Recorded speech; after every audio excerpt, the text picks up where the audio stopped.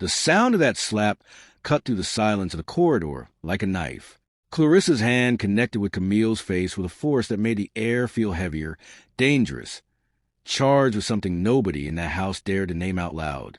Every staff member nearby suddenly found somewhere else to be. Nobody looked, nobody moved, because in this house, you minded your business if you want to keep breathing. But Camille didn't stumble, didn't cry, didn't break. She straightened slowly, lifted her chin, and looked Clarissa directly in the eyes with dignity so quiet and unshakable it made Clarissa's blood run cold. She had no idea the woman she just slapped was already holding evidence that would destroy her completely. But that wasn't even the worst moment of that week. 3 nights later, Wesley John Sung-ho, the most feared and ruthless mafia boss in all of Busan, a man whose name alone made grown men lower their eyes and powerful organizations crumble, pushed open his bedroom door and froze. There in his own bed, the bed he shared with no one, his fiancée Clarissa Lim Ji-un lay tangled in the sheets with his most trusted right-hand man Malcolm Park De-young, the man he called brother, betraying him in the most personal and devastating way imaginable. But to understand how we got here, we need to go back to the beginning. If you're listening right now, help me prove my mother wrong. She said this channel would never reach 3,000 subscribers. But I believe stories like this, stories about regret, redemption, and the consequences of our choices, deserve to be heard. Help me show her that these tales matter. Hit that subscribe button right now and turn on the notification bell so you never miss our powerful stories. Give this video a like if you're already hooked by what you just heard. Drop a comment below and tell us where in the world you're watching from. United States, United Kingdom, Africa, Canada, Australia. We love connecting with our global family. And please share this video with friends and family who believe in second chances and facing the truth. Your support helps us create more incredible content that touches hearts. Now, let's continue this emotional journey. Atlanta, Georgia was a kind of city that moved fast and forgot faster. The streets hummed with ambition and noise. Coffee shops filling before sunrise. Highways backed up before 7 a.m. Everyone chasing something just slightly beyond their reach. But inside Jefferson Elementary School on the south side, inside room 14 specifically, the world moved at a different pace entirely. Camille Rhodes made sure of that. She had been teaching 5th grade for 6 years, and every single morning she walked through that classroom door like it was the most important place on earth. Because for the 23 children sitting in those chairs, it genuinely was. She stayed late on Tuesdays and Thursdays for students who needed extra help. She spent her own money on classroom supplies when the school budget fell short. She called parents with good news, not just problems. She was the teacher students wrote letters to years after leaving her classroom. The kind of teacher a school like Jefferson Elementary desperately needed and rarely kept. Then one Tuesday morning in March, her principal Gerald Hayes called her into his office and quietly closed the door behind him. She sat across from him with absolutely no idea that the next 10 minutes were about to collapse everything she had spent 6 years building. "Camille," he said carefully, folding his hands on the desk with the rehearsed calm of a man who had been preparing this conversation for weeks. "There's been a significant financial discrepancy in the school's accounts." She frowned. "What kind of discrepancy?" He slid a document slowly across the desk toward her. Her name was on it. Her signature, forged with disturbing accuracy, was on it. She stared at it. "I didn't sign that," she said immediately, her voice steady even as something cold began moving through her chest. "Gerald, I have never touched the school accounts. You know that." He held her gaze without blinking. "The board is going to investigate. Camille, I want you to know I'll do everything in my power to support you through this process." He was lying. She didn't know that yet. By Friday, she was suspended without pay. By the following month, fired publicly, named in a local news story, and completely stripped of everything 6 years of genuine dedication had carefully built. Gerald Hayes sat behind his desk through all of it, and never once lost a night of sleep. The charges were eventually dropped. But dropped charges don't reach the people who already made up their minds. They don't restore a reputation dismantled publicly in front of an entire community. They don't return 6 years of professional relationships that evaporated overnight the moment her name appeared in a headline. Camille spent the first month after the dismissal calling in every professional contact she had built. Former colleagues, administrators she had worked alongside, parents who had thanked her personally for what she had done for their children. The responses came back slowly, and then stopped coming back at all. 3 months of online applications across 4 different states. Not one offer. Not one interview. One evening, she sat at her kitchen table in an apartment she could no longer afford, boxes stacked against every wall, the lease termination notice on the counter, and opened her laptop one final time with no clear plan of what she was looking for. She typed and scrolled and typed again until something buried deep in the results stopped her completely. A domestic staffing agency. Live-in household position available. Busan, South Korea. Competitive salary. Accommodation provided. Discretion required. She stared at the screen for a very long time. Then she picked up her phone and called her closest friend Maya. Busan, Maya said immediately. Camille, South Korea? You don't speak the language. You don't know a single person there. I know, Camille said quietly. Then what are you thinking right now? I'm thinking, Camille said slowly, looking around her near-empty apartment, that every single door in this country just closed in my face one by one, and maybe the only door still open is one I haven't tried yet. Maya was quiet for a long moment. Are you sure about this? Camille exhaled. No, she admitted honestly, but I'm going anyway. She submitted the application at 2 a.m. By Friday, she had a response. By the following month, one-way ticket purchase, 1 suitcase packed and standing by the door, and one last look around an apartment that no longer felt like home. America had taken everything from her. Maybe the other side of the world would finally give something back. Busan hit her the moment she stepped off the plane. The energy of it, the scale of it, the beautiful disorienting feeling of being completely unknown in a city of millions. Nobody here had read that headline. Nobody here knew her name or what it had been attached to. For the first time in months, she could breathe without the weight of other people's assumptions pressing down on her chest. The agency car collected her from the airport. A silent driver, a clean black vehicle, an address she had memorized from a confirmation email. She watched the city move past a window, neon signs, towering buildings, the ocean catching light in the distance, and pressed her hand quietly against the glass. She had made it this far. The car turned through streets that grew quieter and more exclusive with every minute, until it slowed before a set of iron gates so tall they blocked out the sky completely. Camille sat forward in her seat. Beyond those gates, the John estate sprawled like something between a luxury hotel and a military fortress. Immaculate modern architecture, manicured grounds stretching in every direction, an armed guard stationed at precise intervals around the entire perimeter with the practiced, unblinking stillness of men who took their positions with absolute seriousness. The driver stopped the car at the entrance steps, placed her single suitcase on the ground, and drove away without a single word exchanged. She stood there alone for a moment. The gate closing behind the car with a heavy mechanical finality that somehow felt symbolic. She smoothed the front of her jacket, lifted her chin, and walked to the door. It opened before she could knock. A composed Korean woman in a neat uniform assessing her with the efficient precision of someone who had processed many arrivals and formed opinions within the first 30 seconds. Camille Rhodes. Yes, ma'am. Come inside. As Camille stepped through that door, marble floors gleaming, high ceilings disappearing into shadow, artwork lining the walls that likely cost more than her entire apartment building.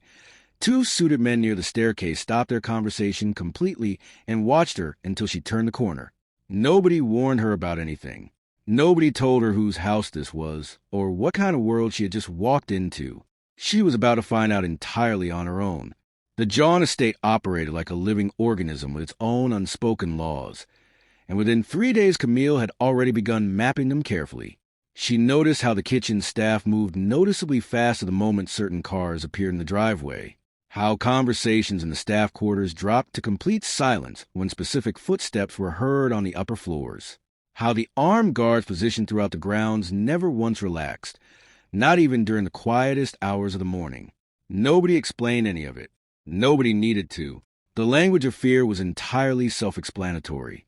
On her third morning, she was folding linens in the laundry room when Michelle Cho Mina appeared beside her, a warm-faced Korean woman in her late 20s whose 4 years inside this household had given her a quiet, confident familiarity with every corner of it. She was the only staff member who had smiled genuinely at Camille since her arrival, and she moved through the estate with a kind of easy competence that came from truly understanding the world she operated in. "You've been watching everything since your first day," Michelle said in careful but clear English, folding a towel beside her with practiced hands. Camille glanced at her. "Is that a problem?" "No," Michelle said simply. "Actually, it's the smartest thing you could be doing." She paused. "Most people who come here knew. They talk too much and ask too many questions. They want to understand everything immediately." And Camille said carefully. Michelle looked at her steadily, something behind her warm eyes deliberate and measured. "And this house has a way of answering questions people weren't ready to hear the answers to." She picked up her folded linens. "Just keep watching, keep listening, and be very careful who you trust with what you see." She walked out. Camille stood alone in that laundry room, surrounded by the soft of the machines, and understood clearly that what Michelle Cho Mina had just said was not casual conversation. It was a warning, and she intended to take it seriously. She was working the East Corridor at 5 a.m., the house still wrapped in the deep quiet of pre-dawn, when she heard them. Footsteps, not the careful, measured footsteps of staff moving through the house before the household woke. These were entirely different. Heavy, deliberate, unhurried, each one landing on the marble with an authority that communicated something impossible to misunderstand. This floor, this corridor, this entire building, this city, all of it belongs to me. Camille turned, and her hand still completely on the cleaning cloth. Wesley John Sung-ho moved through that corridor like a force of nature that had simply chosen the shape of a man. Tall and broad-shouldered, his powerful, muscular frame filling the hallway in a way that made everything around him feel immediately smaller. Dark, perfectly fitted suit, intricate Korean tattoos climbing his neck and covering both hands. Traditional scales and symbols etched into his skin like a declaration, catching the faint morning light like a warning written in the only language that truly mattered in this world. His face was sharp, undeniably handsome, and completely unreadable. The face of a man who had spent years mastering the absolute art of revealing nothing to anyone. In Busan's underworld, in the whispered conversations of rival organizations, and in the carefully chosen word of people who knew better than to speak his name carelessly, Wesley John Sung-ho was not merely feared. He was a standard against which every other dangerous man in this city measured himself and consistently fell short. Entire organizations had collapsed at the mention of his name alone. Men who had never met him personally changed the direction of their business just to avoid the possibility of crossing his path. And here he was, walking directly toward her. His dark, intense eyes swept the corridor with the automatic scan of a man permanently alert, and landed directly on Camille. The air between them shifted immediately and unmistakably. He stopped. "You're new," he said. Not a question. A flat statement delivered in a voice so low and so controlled it seemed to physically rearrange the atmosphere of the room around it. "Yes, sir," Camille answered, keeping her voice steady even though every nerve in her body was reacting to his proximity. He studied her for one long, completely unhurried moment, dark eyes reading her face with an attention that felt like being assessed for something she didn't fully understand. Then he continued walking, paused at the far end of the corridor without turning around. "Don't touch the documents on the East Corridor desk." Then he was gone, his footsteps fading until the corridor was silent again. Camille stood completely still and exhaled slowly. She had been in the presence of difficult people before, intimidating people, people with power and the willingness to use it. But she had never in her life stood in the presence of someone whose sheer existence altered the atmosphere of an entire room the moment he entered it. She arrived 4 days after Camille, and the estate felt it before anyone actually saw her. A different kind of energy moved through the house the moment her car appeared at the gate. Staff straightened without being told. Conversations cut off completely mid-sentence. Eyes dropped to floors and found reasons to stay there. Clarissa Lim Ji-yeon, Wesley's fiancée of 3 years and the only daughter of the powerful Lim family, whose long-standing political and organizational alliance with the John Empire made her position here as much a business arrangement as a personal one, stepped to the front entrance like a woman who had choreographed every movement of her life for maximum effect and never once missed her mark. She was breathtaking in a way that certain dangerous things are breathtaking. Pale porcelain skin flawless beneath cool undertones. Sharp almond-shaped dark eyes that moved across every room with the calculating precision of someone perpetually cataloging information for future use. Long jet black hair falling in a perfect cascade past her shoulders. She moved through the entrance hall without breaking stride, acknowledging staff with the minimal efficiency of someone managing assets rather than greeting human beings. Then her eyes found Camille. She stopped, walked a slow, full, deliberate circle around her, studying her with a thorough, unhurried assessment of someone who had already made a decision and was simply taking her time confirming it. "You're the new placement," she said. Her English was flawless and cold as winter glass. "Yes, ma'am," Camille answered, meeting her eyes with a calmness she had to consciously maintain. Something shifted behind Clarissa's expression. She had clearly expected discomfort and received composure instead. "We're in America?" "Atlanta, ma'am." "And what did you do before this position?" "I was a school teacher." A pause that lasted precisely 1 second too long. Clarissa said softly and turned away. Her heels clicked across the marble in a rhythm that sounded almost like a countdown with no visible finish line.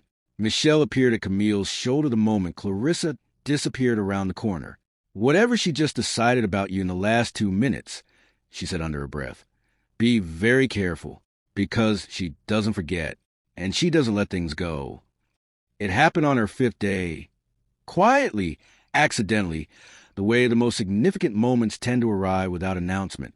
Camille was delivering a set of documents to Wesley's private study, placing them carefully on the side table exactly as she had been instructed, when her elbow caught the corner of the desk as she turned to leave.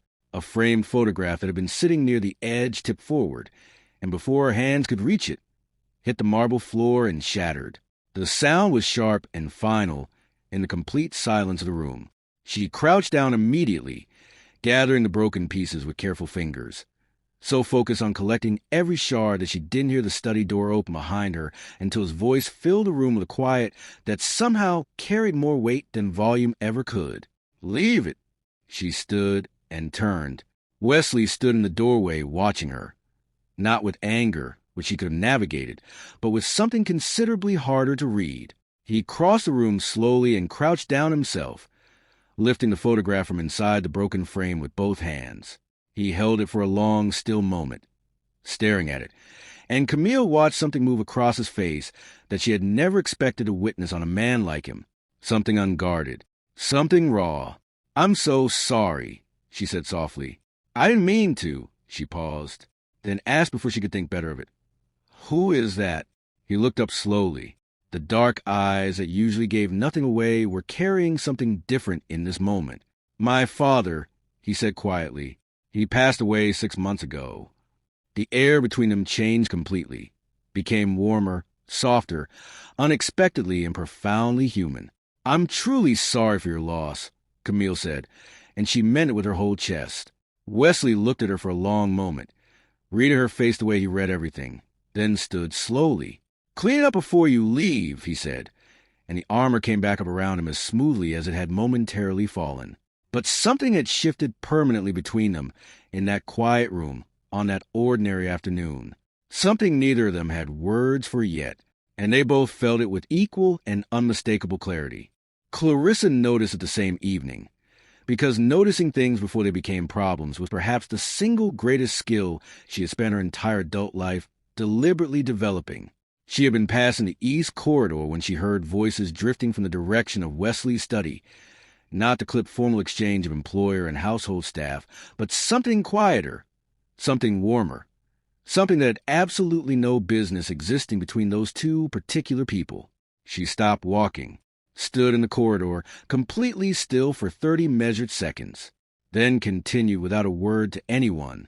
But the next morning her eyes found Camille with an entirely new quality of attention, focused, patient, and distinctly cold beneath the surface performance of normalcy.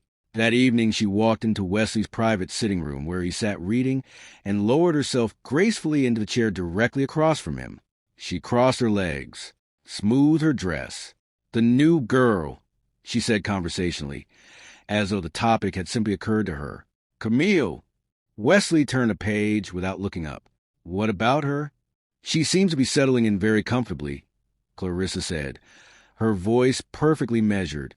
"Remarkably comfortably, actually, for someone who's only been here 5 days. Wesley looked up slowly. "She's doing her job well," he said, simply. "Is that a problem?" Clarissa held his gaze with a smile that didn't reach her eyes. "Of course not, darling. I simply like to know the people moving through our home." "Your home," Wesley said quietly, and returned to his book. The single word correction landed between them like a stone dropped in still water. Clarissa studied his profile, the absolute unreadable neutrality of his expression, and felt something cold move through her chest. She stood, crossed him, and pressed her lips to his temple. He didn't lean in, didn't pull away, simply continued reading, as though the gesture had not occurred. "Good night, Wesley." "Good night." She walked into the corridor and pulled the door closed softly behind her. The smile that crossed her face alone in that empty hallway had nothing warm inside it. Nothing warm at all. It was the beginning of the 3rd week when Wesley left the state for a 2-day business trip, and the house shifted the moment his car disappeared through the gate. Not dramatically, not obviously, but Camille felt it the way you feel a change in air pressure before a storm, subtle, physical, undeniable, a loosening, like a building exhaling after holding its breath for an extended period of time. She was restocking supplies in the corridor adjacent to Main's sitting room early that afternoon when she heard the front door open. Malcolm Park de-Jong moved through the entrance with the unhurried ease of a man completely at home in a space that technically belonged to someone else. Wesley's right-hand man, the person most trusted to manage operations in his absence, present in this house regularly enough that his arrivals had long since stopped drawing any particular attention from anyone on staff. He was lean and sharp-featured with cold, composed, dark eyes that processed every room. He entered the way a chess player processes a board, methodically, strategically, always several moves ahead. "Is Mr. John expected back this evening?" he asked one of the staff members passing through the entrance hall. "Not until tomorrow evening, sir," came the reply. Malcolm nodded slowly. A small smile crossed his lips, barely visible, gone almost as quickly as it appeared. "Tell Miss Clarissa I'm here." Within minutes, Clarissa appeared at the sitting room entrance, and the transformation in her was immediate and startling.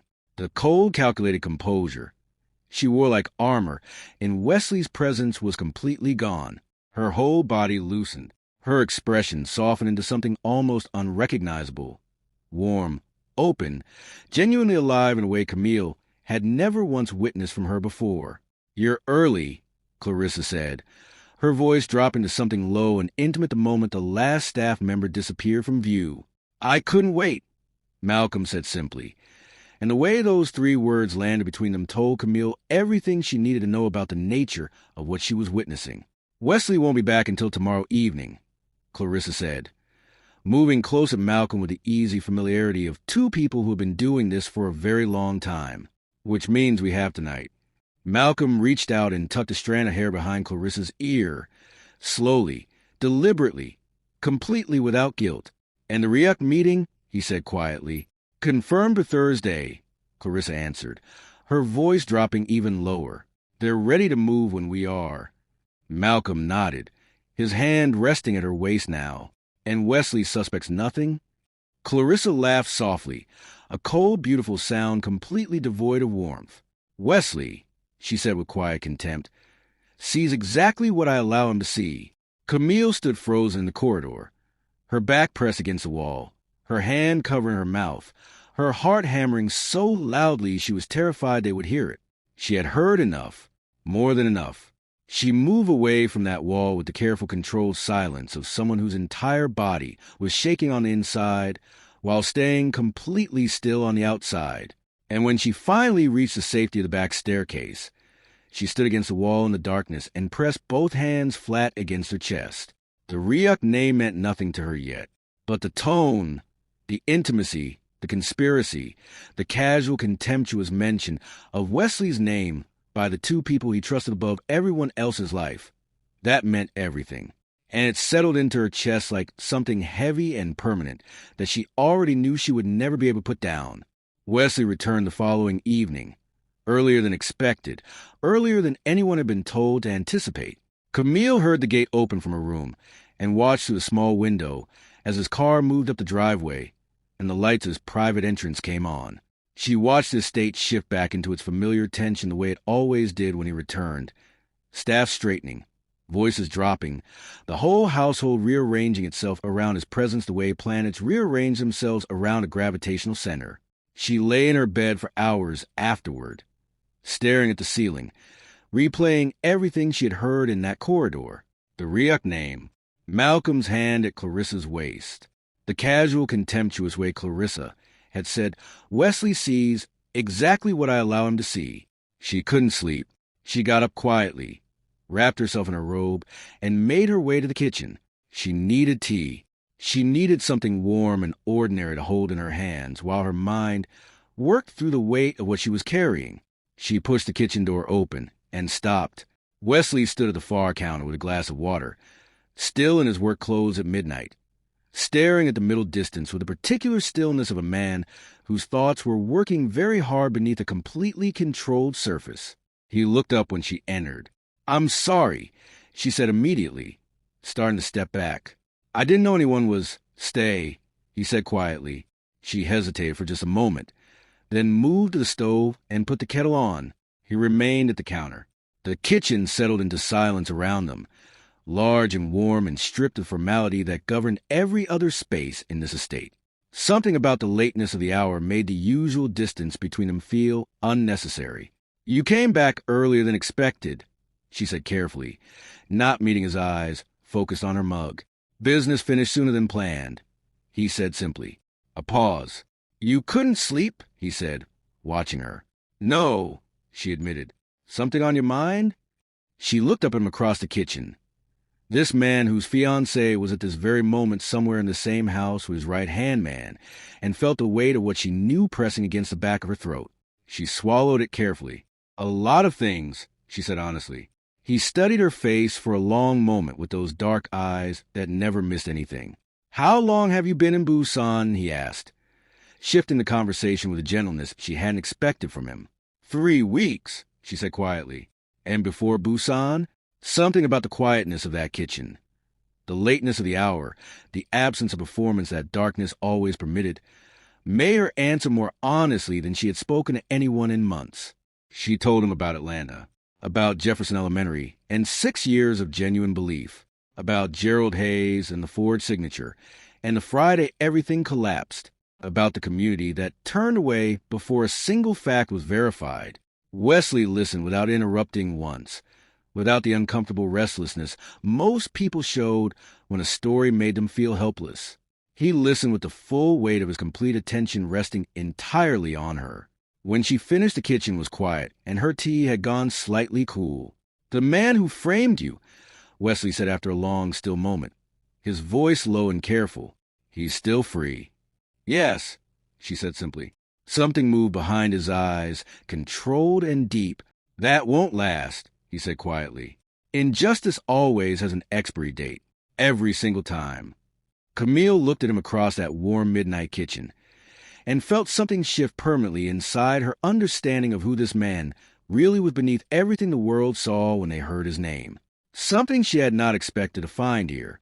Something that changed the way she looked at him from that moment forward. Quietly, completely, and without any possibility of going back. It started with small things that Clarissa cataloged with the patience of a woman who had never once acted on incomplete information. Camille disappearing to certain parts of the estate during Malcolm's visits. The way she moved through corridors with a quiet alertness that went beyond the attentiveness of good household staff.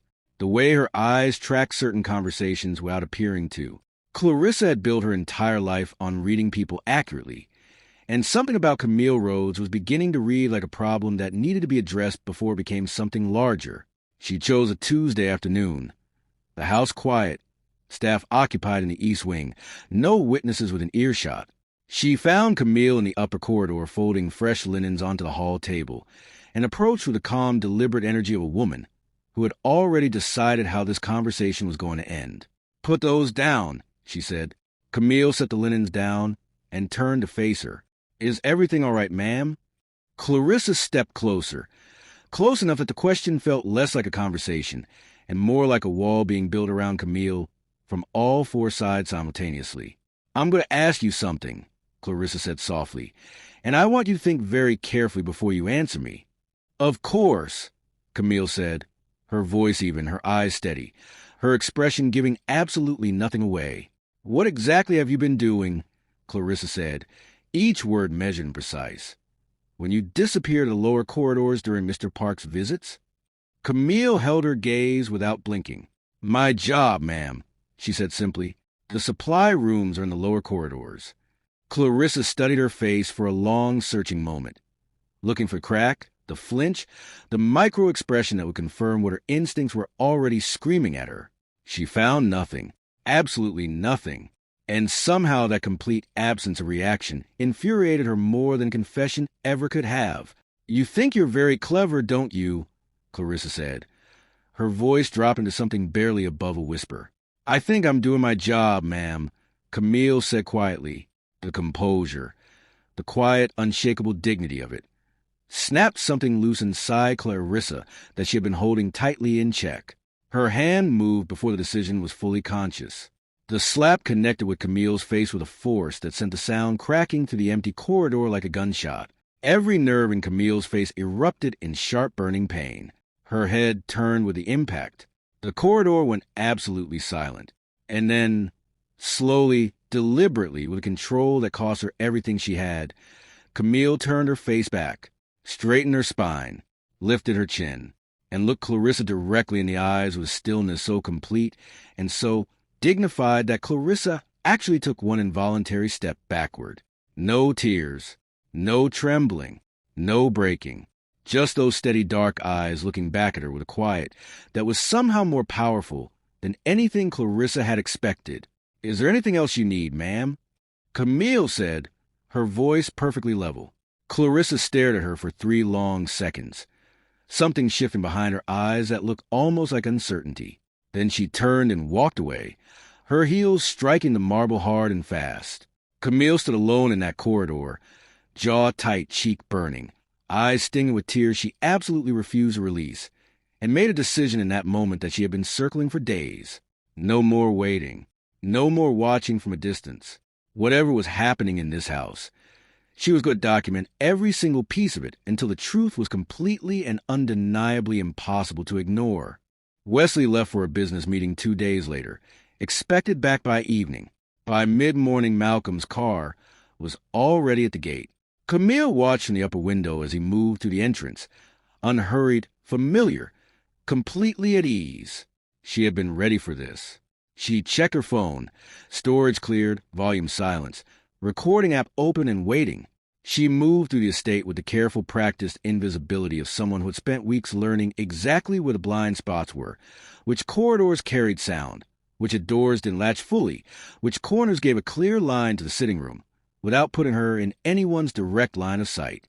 She found her position behind the service corridor adjacent to Main's sitting room, pressed her back against the wall, and pressed record. "You're tense," she heard Malcolm say from inside the room, his voice carrying particular ease of man completely relaxed in a space that belonged to someone else. "I slapped the maid yesterday," Clarissa said, and the casual flatness with which she said it made Camille's chest tighten. "Which one?" "The American." "Camille." A pause. "And—" Malcolm said. "And nothing," Clarissa said, something sharp moving through her voice. "That's the problem." She didn't react, didn't cry, didn't run to anyone, just stood there and looked at me like... She stopped. "Like what?" Malcolm asked. "Like she wasn't afraid of me," Clarissa said quietly. "And that means she's either stupid or she knows something." Silence. "You think she heard us?" Malcolm's voice dropped lower. "I think," Clarissa said carefully, "that we need to be more careful. And I think that girl needs to be gone from this house before she becomes a problem we can't manage quietly. I'll speak to the agency," Malcolm said. No, Clarissa said immediately. Wesley chose replacement personally. Removing her through the agency creates questions. We do nothing that creates questions right now. Not with the timeline moving the way it is. How much longer? Malcolm asked. 6 weeks, Clarissa said. Maybe less. Camille stood in that service corridor, phone recording in her steady hand, and felt the full cold weight of what she was hearing pressed down on her like something physical. 6 weeks. Whatever they were planning, it had a timeline, and that timeline was already moving. She stayed in that corridor for another 40 minutes, recording every word, until Malcolm's footsteps finally moved toward the exit, and the sitting room went quiet. Then she walked to her room, locked the door behind her, sat on the edge of her bed, and listened back to everything she had captured. Her hands were completely steady. Her mind was completely clear. This was only the beginning. It was a Wednesday evening when Wesley found her in the small staff garden at the back of the estate, the one quiet corner of the grounds that the formal landscaping hadn't swallowed entirely. She was sitting on a low stone bench with her journal open across her knees, not writing, just thinking, when she heard his footsteps and looked up. He was still in his work clothes, jacket removed, the tattoos on his forearms visible in the early evening light. He paused when he saw her, and for just a moment she thought he would turn back. Instead, he walked to the bench and sat at the other end of it, not close enough to intrude, just close enough to exist in the same quiet. They sat in silence for a while, the kind of silence that had somehow become comfortable between them in a way neither of them had consciously arranged. "You come here often," he said eventually, not really a question. "When I need to think," she said honestly, "what are you thinking about tonight?" She looked at him carefully. "A lot of things." He nodded slowly, accepting that without pushing. A pause. Then, "Tell me something about your students," he said unexpectedly. She looked at him, surprised. "My students? You said you were a teacher for 6 years. Tell me about them." Something opened in her chest at the question, warm and unexpected. She told him about Marcus, a quiet boy who sat in the back corner of her classroom for 3 months without saying a single word, who every other teacher had already mentally filed under lost cause, who Camille had refused to give up on, calling on him gently, leaving encouraging notes on his return assignments, staying after class just to sit with him in comfortable silence until the day he finally started talking and couldn't stop. "He wrote me a letter 2 years after he left my class," she said softly, her eyes going somewhere far away. "He said I was the first adult who ever made him feel like his voice mattered." She stopped, felt the familiar ache of it settle in her throat. "I kept that letter," she said quietly. "It's in my suitcase right now. It's the one thing I made sure to pack." Wesley was watching her face with an attention so complete and so still that she almost felt self-conscious. "You loved it," he said. "Not a question." "Every single day," she said simply. He was quiet for a moment. "Then you'll go back to it," he said, with a quiet certainty that stopped her completely. "You don't know that," she said. "I know," he said, looking at her steadily, "that a person who carries a student's letter in their suitcase across an ocean doesn't give up on what they love." Camille stared at him, this man, whose name made entire organizations reroute their operations, sitting in a small garden at dusk speaking about her students with a gentleness that had absolutely no business existing in the same person the rest of Busan knew. She didn't know what to do with the contradiction of him, but she felt it, whatever was quietly building between them in these unguarded moments, with clarity that both comforted and terrified her in equal measure. Wesley returned the following evening, earlier than expected, earlier than anyone had been told to anticipate. Camille heard the gate open from her room and watched through the small window as his car moved up the driveway and the lights of his private entrance came on. She watched the estate shift back into its familiar tension the way it always did when he returned, staff straightening, voices dropping, the whole household rearranging itself around his presence the way planets rearrange themselves around a gravitational center. She lay in her bed for hours afterward, staring at the ceiling, replaying everything she had heard in that corridor. The Ryuk name, Malcolm's hand at Clarissa's waist, the casual, contemptuous way Clarissa had said, "Wesley sees exactly what I allow him to see." She couldn't sleep. She got up quietly, wrapped herself in her robe, and made her way to the kitchen. She needed tea. She needed something warm and ordinary to hold in her hands while her mind worked through the weight of what she was carrying. She pushed the kitchen door open and stopped. Wesley stood at the far counter with a glass of water, still in his work clothes at midnight, staring at the middle distance with the particular stillness of a man whose thoughts were working very hard beneath a completely controlled surface. He looked up when she entered. "I'm sorry," she said immediately, starting to step back. "I didn't know anyone was—" "Stay," he said quietly. She hesitated for just a moment, then moved to the stove and put the kettle on. He remained at the counter. The kitchen settled into silence around them, large and warm and stripped of the formality that governed every other space in this estate. Something about the lateness of the hour made the usual distance between them feel unnecessary. "You came back earlier than expected," she said carefully, not meeting his eyes, focused on her mug. "Business finished sooner than planned," he said simply. A pause. "You couldn't sleep?" he said, watching her.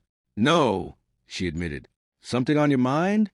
She looked up at him across the kitchen. This man whose fiancée was at this very moment somewhere in the same house with his right-hand man, and felt the weight of what she knew pressing against the back of her throat. She swallowed it carefully. "A lot of things," she said honestly. He studied her face for a long moment with those dark eyes that never missed anything. "How long have you been in Busan?" he asked, shifting the conversation with a gentleness she hadn't expected from him. 3 weeks, she said quietly. "And before Busan?" Something about the quietness of that kitchen, the lateness of the hour, the absence of performance that darkness always permitted, made her answer more honestly than she had spoken to anyone in months. She told him about Atlanta, about Jefferson Elementary, and 6 years of genuine belief, about Gerald Hayes and the Ford signature, and the Friday everything collapsed, about the community that turned away before a single fact was verified. Wesley listened without interrupting once, without the uncomfortable restlessness most people showed when a story made them feel helpless. He listened with the full weight of his complete attention resting entirely on her. When she finished, the kitchen was quiet, and her tea had gone slightly cool. "The man who framed you," Wesley said after a long, still moment, his voice low and careful. "He's still free." "Yes," she said simply. Something moved behind his eyes, controlled and deep. "That won't last," he said quietly. "Injustice always has an expiry date, every single time." Camille looked at him across that warm midnight kitchen and felt something shift permanently inside her understanding of who this man really was beneath everything the world saw when they heard his name. Something she had not expected to find here, something that changed the way she looked at him from that moment forward. Quietly, completely, and without any possibility of going back. The last guest car had barely cleared the gate before Wesley appeared in the doorway of the private sitting room where Clarissa waited, composed, prepared, already assembled behind her chosen version of events. "She's clumsy," Clarissa said the moment he entered, smoothly, before he could speak. I simply reacted to, "Stop." The word was quiet and absolute. Clarissa stopped. Wesley walked to the window, stood with his back to her for a moment, then turned. "I watched what happened," he said. "My entire table watched what happened. Wesley, I don't know what you think you saw, but Clarissa," her name in his mouth, with that particular quiet, was enough. She closed hers. "You move your elbow," he said simply, deliberately, and then you performed a reaction for 12 people who were too polite to say what they all clearly saw. Clarissa held his gaze, and for just a fraction of a second something genuinely uncertain moved behind her eyes. Then the composure reassembled itself perfectly. "I don't know why you're defending a maid over your fiancé," she said, allowing a carefully calibrated hurt to enter her voice. "I'm defending basic human dignity," Wesley said, his voice never rising, never heating, "which has nothing to do with her being a maid and everything to do with the fact that she is a person in my home who did absolutely nothing to deserve what you did to her at my table tonight." "Your table," Clarissa said, and there was an edge beneath the softness now. "Our table, Wesley. This is supposed to be our home, our life, and you stand there defending someone who has been here 3 weeks over the woman who has been by your side for 3 years. Wesley looked at her for a long moment. "Go to bed, Clarissa," he said quietly. She crossed him, placed her hands flat against his chest, and tilted her face up with the practiced intimacy of someone who had used this particular move enough times to know its effect. I just love you so much that sometimes. He lifted her hands gently from his chest and stepped back. Go to bed, he said again. She looked at him, something breaking through the surface of her expression for just one unguarded second before she pulled it back completely. She turned and walked out. The door clicked shut behind her, and alone in the corridor, away from his eyes, away from everyone, Clarissa stood completely still with her back against the wall and breathed through her nose for a long, controlled moment. The American girl, 3 weeks in this house, and already Wesley was defending her in front of a room full of people. She pushed off the wall and walked toward her room with quiet fury, moving through every step. This needed to end, and it needed to end soon. 3 weeks of recordings had been building something, fragments assembling themselves into a picture that grew darker with every session. But the recording she captured on the Thursday evening of the 4th week was different from everything that had come before it. Wesley had left that morning for an overnight meeting, not expected back until Friday. Malcolm arrived by early afternoon. By evening, the house had settled into the false ease it always found when Wesley was absent. Staff moving with less tension, corridors quieter, the estate exhaling in that particular way Camille had learned to recognize. She took her position in the service corridor, phone recording, and waited. Their voices drifted through within minutes. The RIA contact confirmed the Thursday meeting. Malcolm said, his voice carrying the flat professional efficiency of a man conducting business he had conducted many times before. Good, Clarissa said. What did they say about the timeline? They're ready to accelerate. They want Wesley's Eastern operations detailed before the end of the month. I can get that, Clarissa said without hesitation. His Eastern files are in the private study. I have access. A pause. And the Kong sighed. Clarissa asked, moving separately. Malcolm said, my contact there wants a security rotation schedules. I've been pulling them gradually. Nothing that triggers a pattern. You're being careful? Always. Another pause, and then Clarissa's voice shifted to something lower, more intimate. And after, when this is finished and everything restructures, what happens to us? Malcolm was quiet for a moment. Everything we talked about, he said. The empire doesn't disappear. It just changes hands. And we run it together, properly, the way it should have been from the beginning. Clarissa exhaled, a long, satisfied sound. 6 weeks, she said. Maybe less. In the service corridor, Camille stood completely frozen, phone steady in her hand, her mind working through what she was hearing with a clarity that cut through every other feeling competing for space in her chest. This wasn't jealousy. This wasn't an affair. This was organized, deliberate, fully planned destruction of a man who had no idea it was coming. The Ryuk organization, the Kong Empire, both of them, simultaneously, from inside his own house, from the 2 people sitting closest to him every single day. She stopped the recording, walked to her room, locked the door, sat on the floor with her back against the bed, and stayed there for a very long time, breathing slowly, thinking carefully, until the shock passed and what was left in its place was something clear, decided, and absolute. She was not going to stay silent. Not this time. Not after everything silence had already cost her. Michelle had been watching Camille for nearly 3 weeks before she finally said something. She had noticed the way Camille's hand always found her apron pocket when Malcolm arrived, checking for her phone with a gesture so small and habitual it was almost invisible. The way she found reasons to be in the lower corridors during his visits. The quality of attention in her eyes during those hours. Focused and alert in a way that went considerably beyond the attentiveness of good household staff.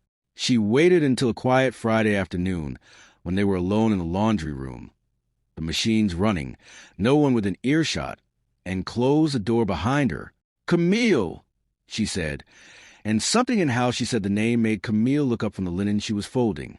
I need to ask you something, and I need you to be honest with me. Camille set the linen down slowly. Okay, she said carefully. Michelle looked at her steadily. What have you been recording? The silence that followed lasted exactly 4 seconds. Camille studied Michelle's face, reading it the way she had learned to read everything in this house. looking for calculation, for threat, for any indication that this was something other than what it appeared. She found none of those things. What she found instead was something considerably more valuable. Genuine concern. How long have you known? Camille asked quietly. 3 weeks, Michelle said. I saw your screen once by accident, in the corridor near the sitting room. She paused. I haven't said anything to anyone. Why not? Camille asked. Michelle looked at her for a long moment. Because I've worked in this house for 4 years, she said quietly, and I've seen things I convinced myself weren't my business. I've kept my head down and stayed quiet because I told myself it was safer. She stopped, and then I watched you, someone who's been here 3 weeks, doing what I should have done a long time ago. Camille looked at her steadily. It's dangerous, Michelle. If they find out, I know, Michelle said simply. What do you need from me? Camille stared at her for a long, quiet moment, feeling something loosen in her chest that had been wound tightly for weeks. The particular relief of not carrying something enormous entirely alone. I need someone who knows the layout of this house better than I do, she said carefully. Someone who knows the schedules, the patterns, the blind spots. Michelle nodded slowly. I know every corner of this house, she said. Every schedule, every pattern. She met Camille's eyes. We do this carefully, she said, and we do it together. It was a Thursday, and nobody in the estate knew Wesley was still there. He had told Clarissa that morning over breakfast that he had a short trip, back by midnight at the latest. Don't wait up, he had said, folding his newspaper with the routine efficiency of a man whose days moved on precise tracks. I never do, Clarissa had answered, pressing a kiss to his cheek with the practiced warmth of performance she could deliver in her sleep. He had watched her walk away toward the east wing. Then he had walked to the private staircase, the one that led to the upper floor through a passage most people in this house had forgotten existed, and disappeared into the room at the end of it, his private office, the one he retreated to when he needed to think without the weight of the estate's constant activity pressing against the edges of his concentration. He locked the door, turned his phone completely off, and sat down at his desk with a set of operational documents that required his full and undivided attention for the next several hours. The afternoon moved into evening. Evening moved toward night. He worked without interruption, going through strategy, projections, contingency planning with the methodical focus of a man who had built an empire by refusing to leave the details to anyone else. He had no idea what was happening on the other side of the wall. At some point after 10 p.m., he closed the last file, rolled his neck, stood, and stretched. He turned his phone back on. 4 missed calls from his overseas contact. 2 messages from Daniel about tomorrow's schedule. He would deal with them in the morning. He unlocked the office door and moved through the private passage to the upper corridor, heading toward his bedroom at the far end of the east wing. The corridor was quiet. The estate was quiet. He reached his bedroom door, turned the handle, pushed it open, and stopped. The room was not dark the way it should have been. The lamp on the far side was on, casting a warm, low light across the bed.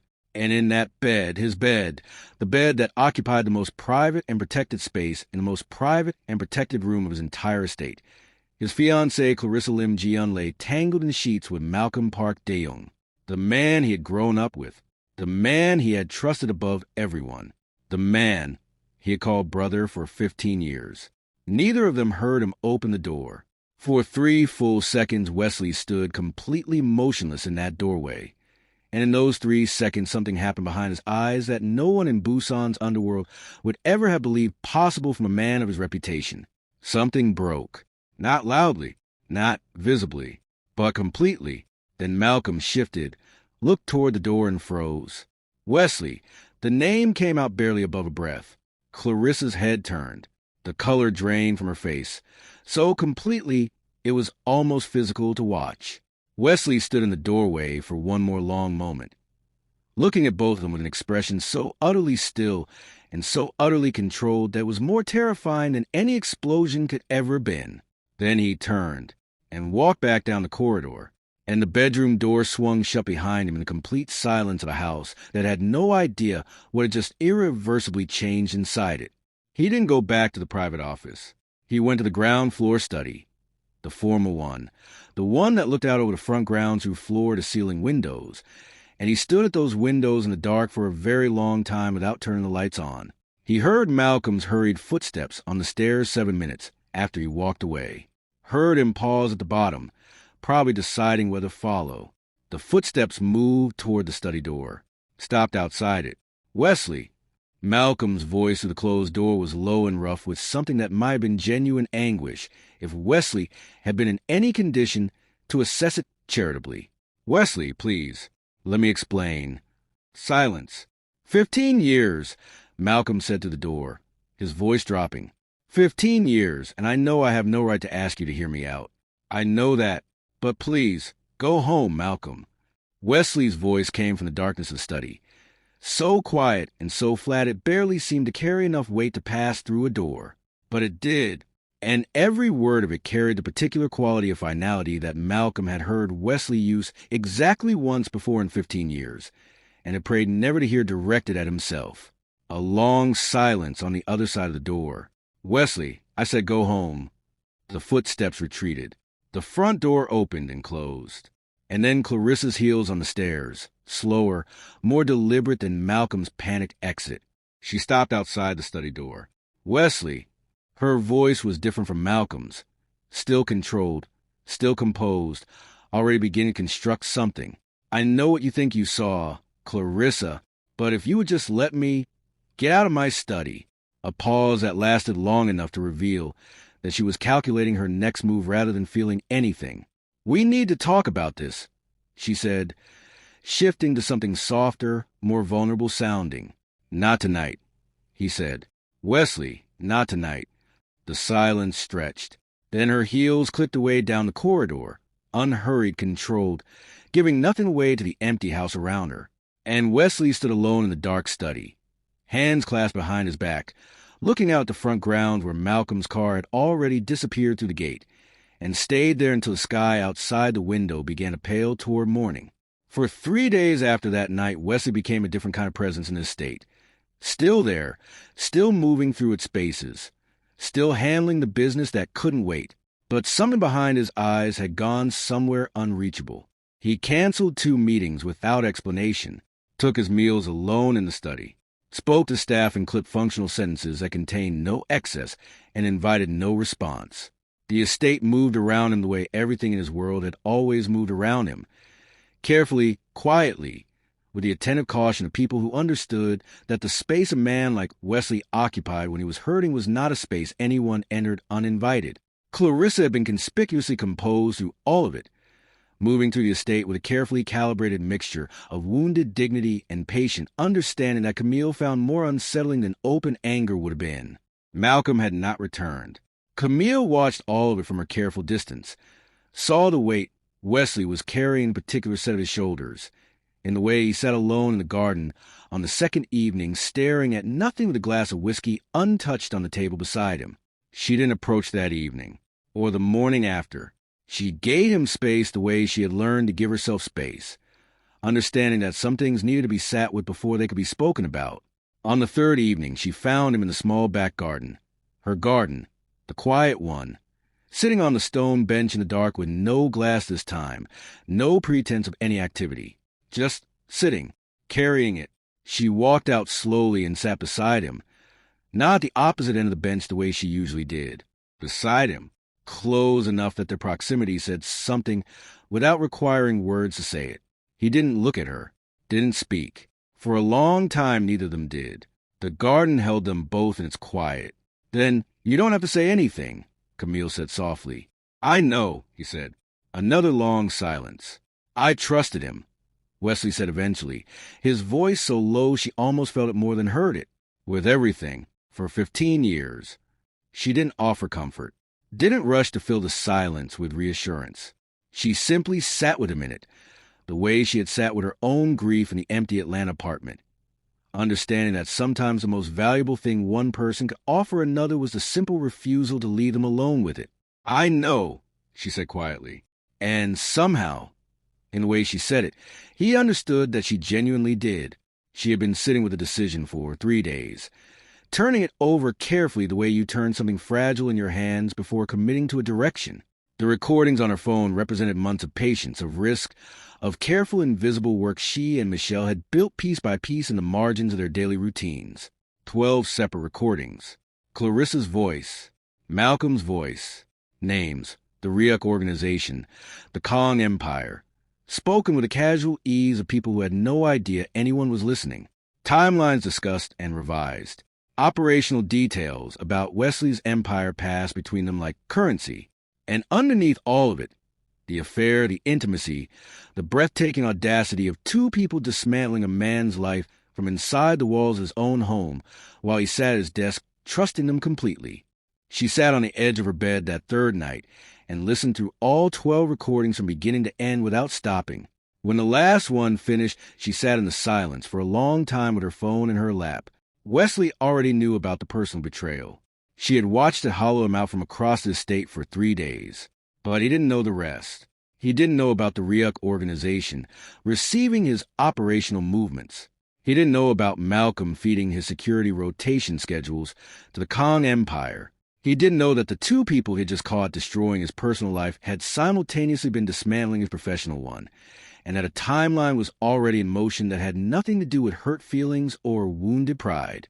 It was a plan to remove him, permanently, and it was 6 weeks away. She looked at the phone in her hands. Then she thought about Atlanta, about Gerald Hayes sitting behind his desk while her career burned, about every person who had known enough to speak and chosen silence instead, about what that silence had cost her. She stood up, smoothed her uniform, and made the decision she had already known she was going to make, the same way she had always known, from the very first recording, that this was never going to end with her staying quiet. She picked up her phone and walked out of her room. The light was still on under Wesley's study door at 11 p.m. She knocked twice, quietly, deliberately. "Come in." She pushed the door open. He was behind his desk, jacket off, sleeves rolled to the forearms, the scattered architecture of whatever he had been working on spread across the desk in front of him. He looked up, and something in her expression made him straighten immediately. She crossed the room and sat in a chair across from his desk without being invited to, something she had never done before, and he noted it without comment. She placed her phone on the desk between them. "I need you to listen to something," she said. "Before you do, I need you to know why I have this." He looked at the phone, then at her face. "I've been recording conversations in this house," she said carefully, "for approximately 3 months. Every time you left and certain people felt safe enough to speak freely. The study was completely still. I didn't go looking for what I found," she continued, her voice steady, her eyes on his. "I heard something accidentally and I couldn't unhear it. And once I understood what I was hearing, I couldn't stay silent. I tried to build something complete before I came to you, something that couldn't be explained away or denied." She held his gaze. "Everything I did to protect you. That's the only reason. Nothing else." Wesley looked at her for a long moment. Those dark eyes reading her face with the full weight of his attention. Then he reached forward and picked up the phone. "Play it," he said quietly. She leaned forward and pressed play on the first recording. Then she sat back and watched his face. He didn't move, didn't shift in his chair. His expression stayed completely controlled to the first recording and the second and the third.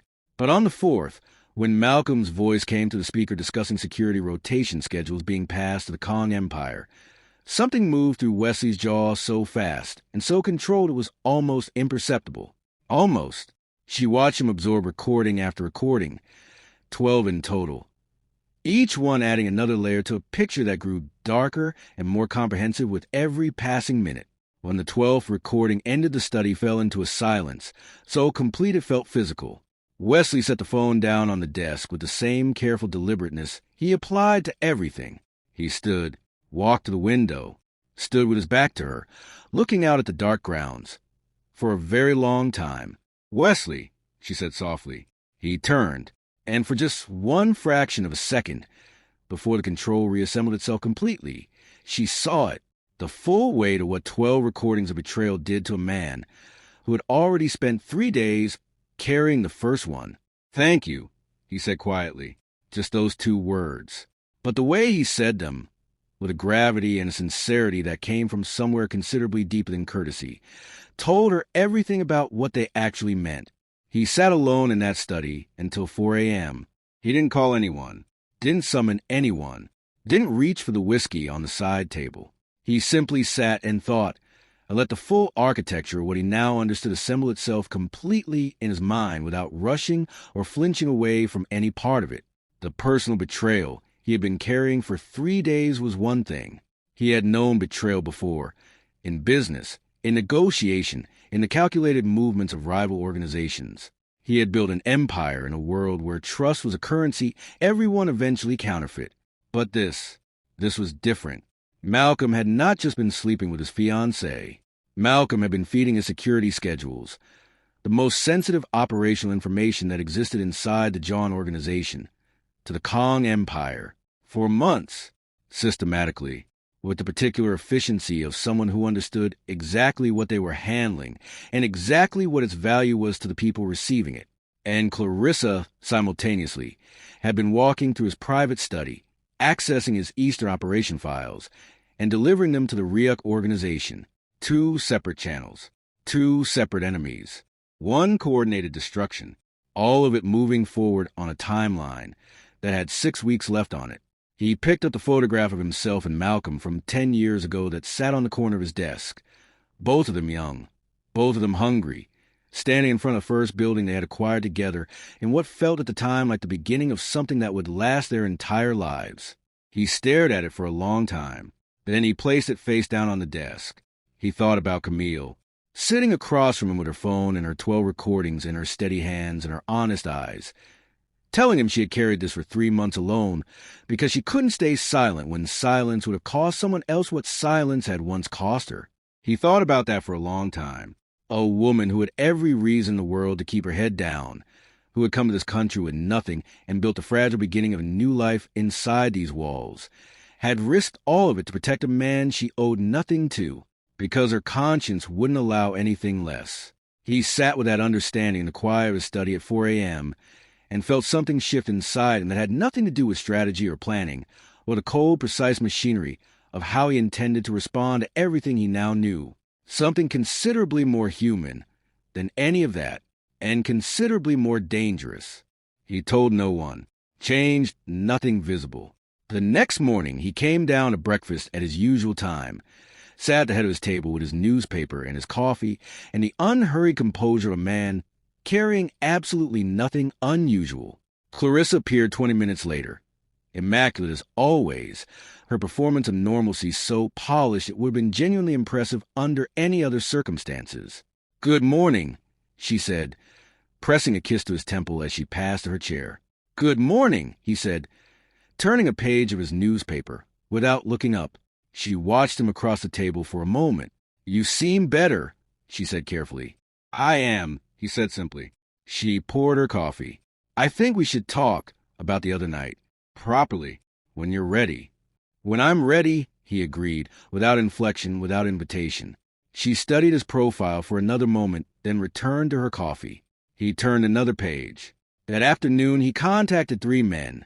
Not from inside the estate's regular security structure, not from anyone connected to Malcolm's operational network, but from an entirely separate and independently loyal unit that reported directly and exclusively to him through a channel Malcolm had never been given access to.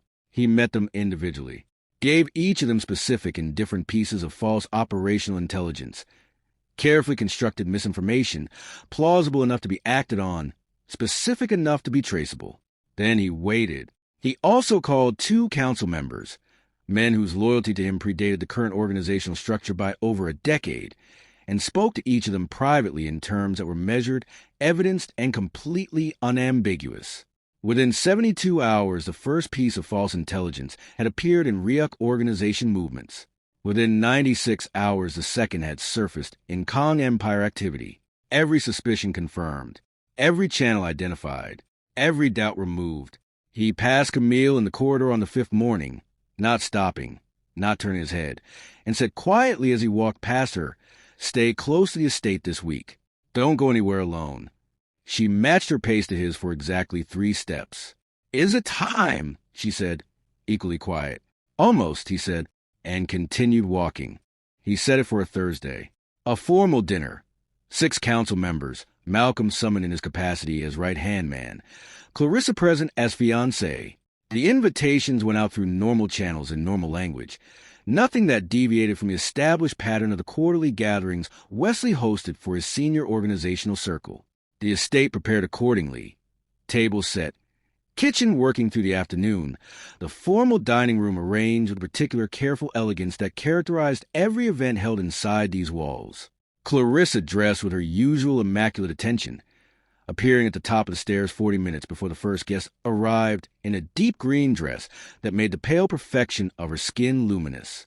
"You look beautiful," Wesley said from the bottom of the staircase, looking up at her with an expression she couldn't quite read. She smiled, warm, practiced, perfect. "Thank you, darling." She descended the stairs and took his arm. He covered her hand with his. To anyone watching, the devoted couple receiving their guests. Malcolm arrived last, composed as always in a dark suit, his handshake firm, his eye contact steady. "Wesley," he said. "Malcolm," Wesley returned, and the 2 syllables contained nothing that Malcolm could point to, nothing that gave him any warning of what the next 2 hours would deliver. The dinner progressed through its courses.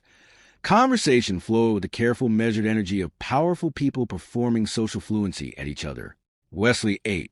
Wesley laughed at the appropriate moments. Wesley asked questions and listened to answers with every appearance a man enjoying an ordinary Thursday evening among trust associates. Clarissa watched him across the table, and somewhere in the second hour, she began to feel it. A quality in the room she couldn't name. Something beneath the surface of the evening that felt different from every other gathering like this one. She reached for her wine glass and found that her hand was not entirely steady. She set it down. Across the table, Malcolm caught her eye just for a fraction of a second. She gave him nothing. He gave her nothing back. Then Wesley stood, tapped the side of his glass once. The table fell silent with the immediate attentive silence of people who understood that when this particular man chose to speak in this particular setting, you listen with your complete and undivided attention. "I want to thank everyone for being here tonight," he said, his voice carrying the room with the effortless authority it always carried every room. "Before we continue with the evening, there's something I need to address." He looked at the council members on his left, then the ones on his right, then, slowly, deliberately, with the unhurried patience of a man who had been waiting for exactly this moment for exactly the right amount of time, he looked at Malcolm, and then at Clarissa. "3 weeks ago," he said, "I began to suspect that sensitive operational information was leaving this organization through internal channels." The table was perfectly still. "I tested that suspicion by feeding specifically constructed false intelligence through 2 separate channels, and monitoring where that intelligence appeared externally." He paused. "It appeared, in both cases, within 72 hours. He reached into the inside pocket of his jacket and placed a small recording device on the table in front of him. "And that," he said quietly, "was not the only evidence I had." He pressed play. Clarissa's voice filled the dining room, warm and intimate and completely damning. The RIA contact confirmed the Thursday meeting. Then Malcolm's. "They're ready to accelerate. They want Wesley's Eastern operations detailed before the end of the month." Then Clarissa again. "I can get that. His Eastern files are in the private study. I have access." The dining room was absolutely silent in a way that 12 powerful men producing absolute silence simultaneously was genuinely extraordinary. Nobody moved. Nobody reached for their wine. Nobody looked at anyone except the 2 people the voices on that recording belonged to. Malcolm's chair scraped back. He was on his feet before the recording had finished, his composure fracturing along every seam simultaneously. "Wesley, stop. Stop the recording and let me—" "Sit down, Malcolm." The 3 words were so quiet and so final that Malcolm sat before his body had fully processed a decision to do so. Clarissa had not moved, had not stood, had not reached for anything. She sat completely still in her chair with both hands flat on the tablecloth. And Camille, watching from the doorway where Wesley had quietly positioned staff for the evening, could see the precise moment when Clarissa understood that there was no version of this she could talk her way out of. The recording continued. Malcolm's voice discussing security rotation schedules and the Kong Empire. Clarissa discussing the 6-week timeline. The two of them together, relaxed, intimate, completely unguarded, dismantling the man who sat at the head of this table in his own words and her own voice, and no amount of composure in the world could put that back together. When it finished, the silence was different from the silence before it. Heavier, final. "Wesley," Clarissa said, her voice carefully modulated into something that reached for dignity. "I understand how this sounds, but if you would allow me to explain the context." "There is no context," one of the council members said, not Wesley, but the eldest member of the table, a man in his 60s whose measured voice carried the particular weight of someone who had seen many things in many years and was not confused about what he was hearing now. He looked at Wesley. "The evidence is clear." Wesley nodded once, then looked at Malcolm, and the look that passed between them in that moment contained 15 years of everything that was now irrevocably and permanently over. Malcolm opened his mouth. "Don't," Wesley said. "Just that."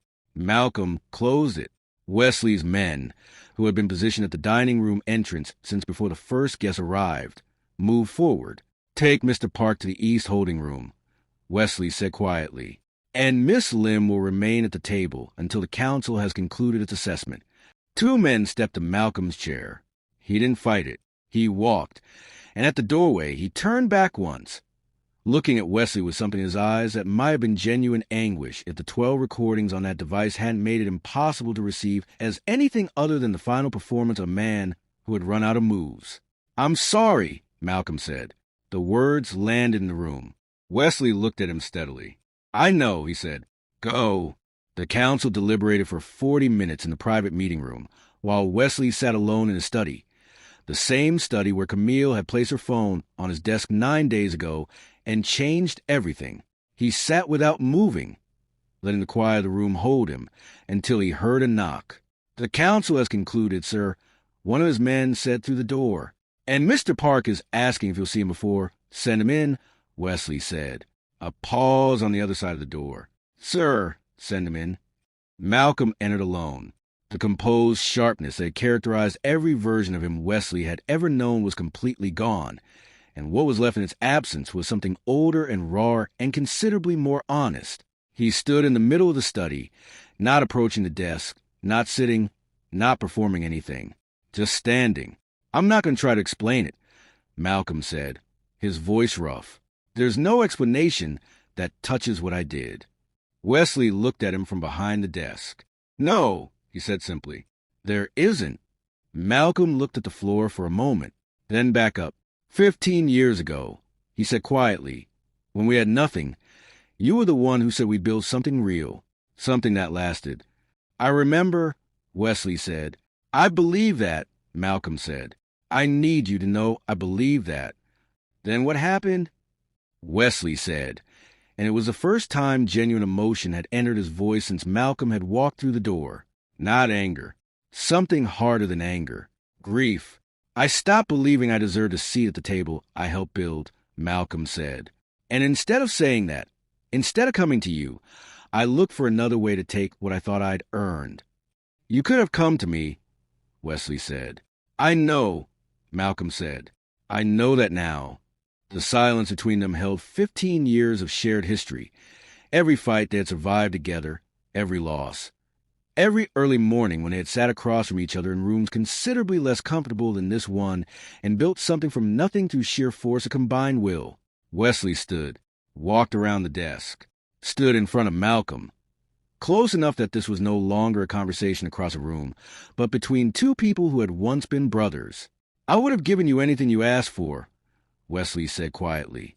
"I know," Malcolm said, and his voice broke on the two words in a way that no performance could have manufactured. "I know." Wesley looked at him for a long final moment. Then he stepped back. "The council's decision stands," he said, his voice returning to his control register. "You have 24 hours to leave Busan. Everything connected to this organization, your accounts, your properties, your access, is already closed." He walked to the study door and opened it. "Goodbye, Malcolm." Malcolm walked to the door, stopped in the frame, didn't turn around. "For what it's worth," he said quietly, "she was wrong about the American girl. She is the best thing that's walked into this house." Then he walked out, And Wesley stood in the open doorway of his study, listening to the footsteps fade down the corridor, and did not move for a very long time. The council's judgment was delivered the following morning. Comprehensive, unanimous, and entirely without mercy. Malcolm Park Dae-young was stripped of every title, every asset, every financial account, and every professional privilege connected to the John organization effective immediately. 15 years of accumulated position, gone before the sun was fully up. He left Busan by midday. Clarissa Lim Ji-yeon was given a choice by Wesley personally, delivered in the private sitting room with 2 council witnesses, present and no room for negotiation. She could leave South Korea voluntarily within 24 hours with her personal belongings and the clothes on her back, or she could face the council's full formal judgment for conspiracy and organizational betrayal, the consequences of which were not something Wesley needed to elaborate on in front of people who already understood them perfectly well. "You're really doing this," Clarissa said, and for the first time since Camille had arrived in this house, she heard something genuine in Clarissa Lim Ji-yeon's voice. Not calculation, not performance. Something close to disbelief. "Yes," Wesley said simply. "The engagement is terminated. The alliance between our families is dissolved. I'll have my lawyers contact yours regarding the formal arrangements." "After everything," Clarissa said, something shifting behind her eyes. "After 3 years, you're choosing a maid over—" "I'm not choosing anyone over anyone," Wesley said quietly. "I'm removing from my life 2 people who spent months planning to end it. That's not a choice. That's a consequence." Clarissa looked at him for a long moment. Then she stood, smoothed her dress with both hands, and walked out of the sitting room with her chin up and her face composed, and her heels clicking their familiar countdown against the marble floor for the last time. She was gone before evening. The Ryuk organization and the Kong Empire, with both their internal access channels simultaneously destroyed and their conspiracy fully documented before the council, were dismantled within the week through a coordinated response that Wesley executed with the cold, efficient precision of a man who had spent his entire career ensuring that people who moved against him regretted it completely. Michelle Cho Min-ah was called to Wesley's study 2 days after the dinner and emerged 20 minutes later as the formally appointed head of household, her composure intact and her eyes bright with something she worked very hard to keep professional until she reached the back garden where Camille was sitting. And then she sat down beside her and pressed both hands over her mouth and cried quietly for approximately 3 minutes before pulling herself together completely. He said, "She managed. That loyalty like mine deserved to be recognized properly." Camille put her arm around her and said nothing, because there was nothing that needed to be said. The estate felt different the days that followed, lighter in a way that was physical, almost atmospheric. Like the quality of the air inside the walls had genuinely changed. The tension that had lived in the floorboards and the corridors and the careful movements of the staff, for as long as anyone could remember, had simply gone. People moved differently, spoke more easily, laughed in the kitchen, without checking who was within earshot first. Wesley noticed it. Camille saw him notice it one morning from across the entrance hall, watched him pause at the bottom of the staircase and look around the space with an expression she had never seen on his face before in the months she had lived here, something close to peace. They found each other in the small back garden that evening. Her favorite hour, the early evening light turning the Busan skyline gold and pink above his estate walls. He sat beside her, close, the way he had been sitting beside her since the night she had come out, and found him carrying everything alone. Neither of them spoke for a while. The garden held them in its quiet. "How are you?" she asked eventually. He considered the question honestly, which she had noticed was something he was doing more of lately. "Like something I was carrying for a very long time has been put down," he said, "and I'm still adjusting to the weight being gone." She nodded slowly. "That takes time," she said. "I know," he said. "You speak from experience." Unfortunately, he looked at her profile, the elegant line of her face in the evening light, the particular quality of stillness she carried that he had never encountered in another person before her. "Camille," he said, "when all of this is settled, when the organization is stabilized and the council's questions are answered, I want to talk to you about something that has nothing to do with any of this." She looked at him carefully. "Okay," she said quietly. He nodded once, and they sat in comfortable silence as the light faded over the city. 2 weeks later, On an ordinary Tuesday morning, Camille's phone buzzed on the kitchen counter while she was making coffee. A message from Maya back in Atlanta. She picked it up, read it once, set it down, picked it up, and read it again. Then she sat down slowly on the kitchen stool because her legs had stopped cooperating entirely. Gerald Hayes, former principal of Jefferson Elementary School, Atlanta, Georgia, had been arrested the previous Friday morning. A routine school board financial audit had uncovered a paper trail of embezzled funds leading directly, irrefutably, and unambiguously back to him. He had been charged with embezzlement, fraud, and filing a false official report. His photograph was on the local news. The same school board that had fired Camille Rhodes had issued a formal public statement acknowledging the wrongful termination. Her record, official, documented, permanent, had been expunged completely. Maya's message ended with, "Girl, it's over. They know everything. You were right the whole time." Camille sat on that kitchen stool with her phone in both hands and cried. Not the quiet, controlled tears she had allowed herself in private over the past year, but the full, deep, releasing kind that come when something you've been holding together through sheer force of will for a very long time finally understands is allowed to let go. She didn't hear Wesley come into the kitchen, only knew he was there when he crouched beside her stool. "Camille," his voice quiet, concerned, his hand on her arm. "What happened? Are you?" She held the phone out to him. He took it. Read it. Read it again. The kitchen was completely still around them. Then he set the phone carefully on the counter, reached out, and took both of her hands in his. She looked at him through her tears. "You told me," she said, half laughing, half crying. "You told me it had an expiry date." "I did," he said quietly. "I told you." He looked at her, her hands in his, her face wet with the tears of something finally finished, and something moved across his expression that was so unguarded and so complete that she felt it before she fully understood it. "Injustice always does," he said softly. "Always." He asked to address the council the following week, a formal request, properly submitted, entirely within the organizational protocol that governed how these things were done. The council convened in the main meeting room. 6 members, the full quorum, the particular charged atmosphere of powerful men assembling around a table where decisions of consequence were made. Wesley stood at the head of it, as he always stood, as he had stood for 15 years, and looked at each of them in turn before he spoke.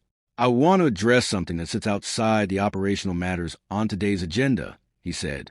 "Something personal." The room was attentive. This organization has operated for 3 generations on a foundation of arranged alliances, political marriages, and the principle that personal decisions should serve organizational interests above all other considerations. He paused. "My father arranged my engagement to the Lim family on that basis. I accepted it on that basis. And you have seen, very recently, where that basis leads when the personal and the organizational interests of the people involved are not actually aligned." Silence around the table. "I am not going to make that mistake again," he said. "I am choosing, on my own terms, with full transparency before this council, to pursue a relationship with Camille Rhodes." The room erupted. 2 council members spoke simultaneously. A third stood. Wesley raised one hand, and the room fell silent with immediate completeness. It always fell silent when he made that particular gesture. "This is not a request for approval," he said, his voice carrying the absolute quiet authority of a man who had never once in his professional life needed the room's permission for anything and was not beginning now.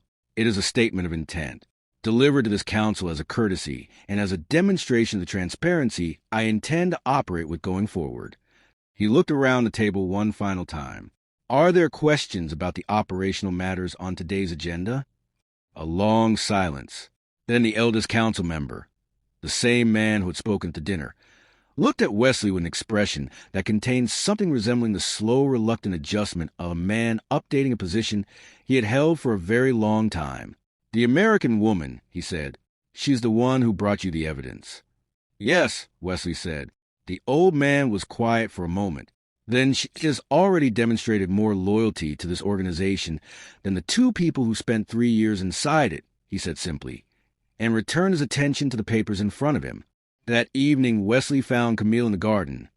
Her garden, the small one, the one where everything real between them had always happened.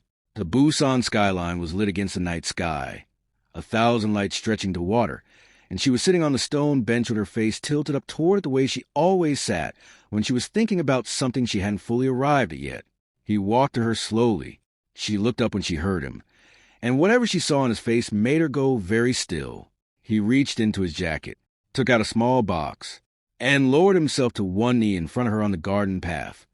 This man whose name made organizations reroute their operations, whose presence altered the atmosphere of every room he entered, who had built an empire on the principle that nothing was more powerful than the control of fear. Down on one knee in a small garden in the dark with a box in his hand, and something in his eyes that was more honest and more unguarded than anything his empire had ever seen from him. "I am not an easy man," he said quietly. "My world is complicated and sometimes very dark, and I can't promise you that we'll ever be completely different." He looked at her steadily. "But I can promise you that you will never stand alone in it. I can promise you that what you did, who you are, has changed things in me that I didn't know were still capable of changing." He opened the box. A deep red ruby surrounded by a ring of diamonds caught the garden lights and held them. "Camille Rhodes," he said, "will you stay?" She looked at him. This complicated, scarred, trying, genuine man kneeling in a garden in Busan with everything. He was laid completely open in front of her, and felt something settle in her chest with the quiet, permanent certainty of something that had always been true and had simply been waiting for the right moment to be said out loud. "Yes," she said, "I'll stay." He slid the ring onto her finger and stood, and she stood with him. And when he pulled her close and held her in that small garden with the city lights spread out below them and the night air moving gently through grounds a house that had finally begun to feel like something worth protecting, she pressed her face against his shoulder and breathed. Just breathed. Months passed. The John estate continued its transformation, slower in some places than others, resisted in corners Wesley had expected, and some he hadn't, but moving consistently in one direction. The criminal infrastructure his father had built and he had inherited. Piece by piece it was restructured, converted, legitimized. Protection operations became genuine security services. Financial networks were restructured toward lawful channels. Some council members pushed back hard. Some nights the weight of it sat heavily enough on Wesley's shoulders that he sat in the garden late and said nothing. And Camille sat beside him and said nothing back. And that was enough. Michelle ran the household with a warm, quiet competence that made everyone around her better, without anyone being able to fully explain why. And one morning, on a Tuesday exactly 4 months after the confrontation dinner, a formal letter arrived for Camille from the Jefferson Elementary School Board of Atlanta, Georgia. Official letterhead, a written apology, her teaching credentials formally and permanently restored, an offer to return to her position at the school she had given 6 years of her life to. She read it sitting at the kitchen counter, while Wesley stood in the doorway with his coffee, watching her face move through everything the letter contained.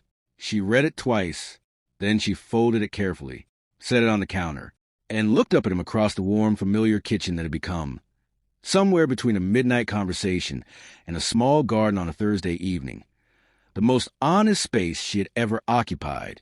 "Are you going back?" he asked quietly. She looked at him. This man, this life, this complicated, beautiful, difficult, real thing they were building together in a city she had arrived in with one suitcase and nowhere else to go. "I'm already home," she said simply, and in the city of Busan, in a house that had once been built entirely on fear. Something new had taken root in the space the fear had left behind. Not a perfect thing, not a simple thing, but a real thing, an honest thing, built by two people who had both lost everything once, and had found, in the most unlikely place and the most unlikely way, that what they had found together was worth more than everything they had lost. It was built on love, and it was theirs.